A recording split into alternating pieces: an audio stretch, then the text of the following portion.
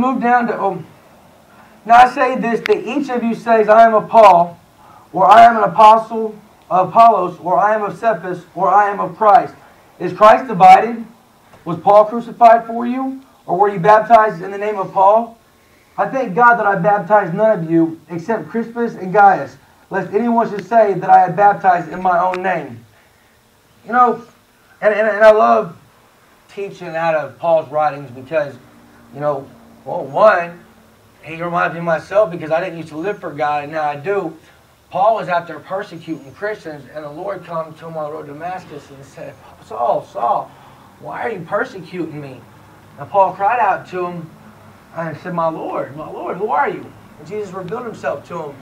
But then he didn't go and find any of the other apostles and say, teach me what the Lord taught you.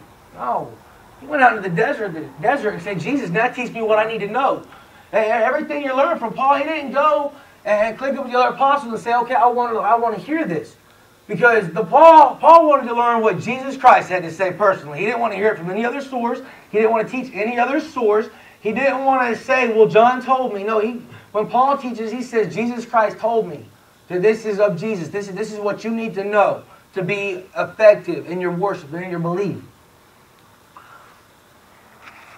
In chapter 2, we'll find out that Paul didn't come with excellent speech. You know, when the Lord told me that I was going to be ministering for him, I was like Jonah. You couldn't convince me that someday I would get up and preach the Word of God. Right? A lot of these folks that are here knew me when I was younger. You probably couldn't convince them either, except maybe my sister.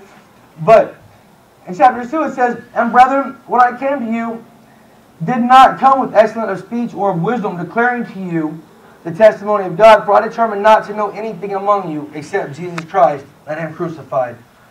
You know, all day long, I go around sharing this gospel of love and this gospel of salvation to people. Yeah, for Jesus. And I go, yeah, for Jesus, man, walking through the college, walking through the store.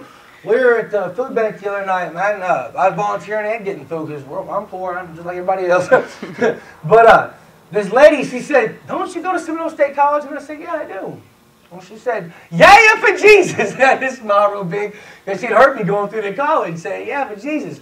But, you know, if I walk around on a moped, you know, our car's fixing to blow up. We live in an RV. I can say a whole bunch of things is bad, but you know what? Jesus Christ died for me. I am saved. I have a future. I have a hope. I have a glory. And so when I walk around just being a billboard for Christ. Because when people see me like that and they see this happiness in me and they say, man, how can you be so happy? I can tell them that Jesus Christ died for me. He died for me when I was on drugs. He died for me when I was the type that would steal from you. And I used to be that type. I'm not lying. I used to be that type. I wouldn't today. In fact, I'd give you my last dollar, you know. But Jesus Christ died for me back then.